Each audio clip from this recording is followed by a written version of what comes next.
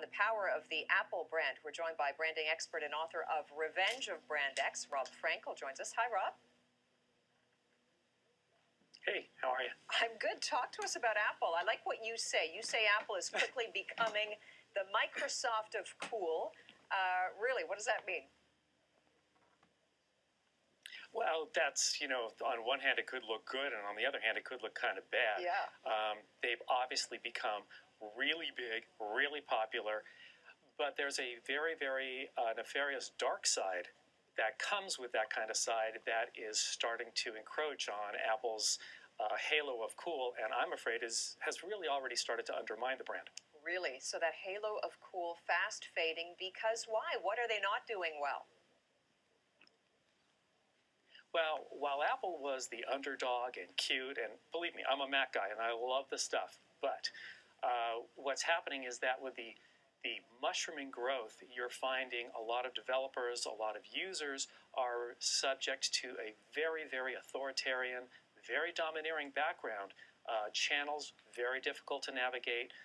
If you've ever tried to create an app for the iPod Touch or the iPhone, very, very difficult. Very autonomous, not very human. As a matter of fact, it contradicts a lot of what the Apple brand is perceived to be. Okay, so is this going to really be detrimental to them? The shine will be off Apple very soon?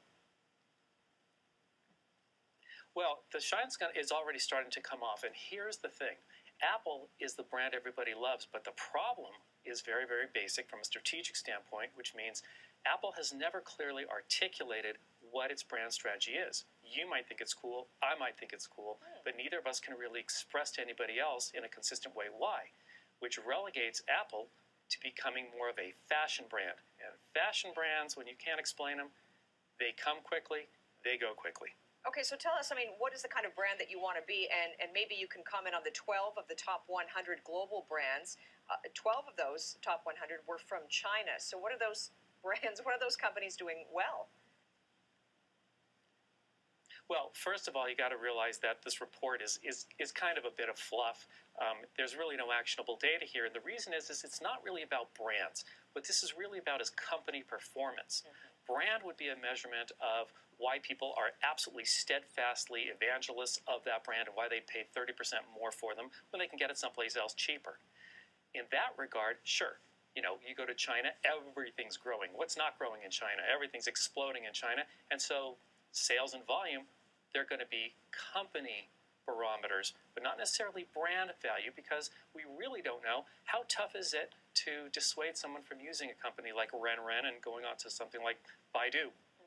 So if you're going to look into the near future here, what are the companies to be on the lookout for where there's a solid brand strategy, but also company performance is solid? Is there one or two companies that are really impressive in your eye? Well, on the list that came out, I would have to say that far and away the real beauty queen here is IBM.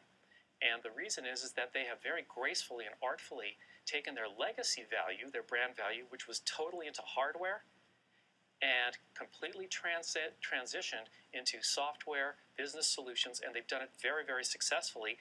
And you can see it because people have a strong allegiance still to IBM, and their stock, if not at an all-time high, is pretty darn consistent. Okay, we'll keep watching them closely. Branding expert and author of Revenge of Brand X, Rob Frankel, joining us. Thank you.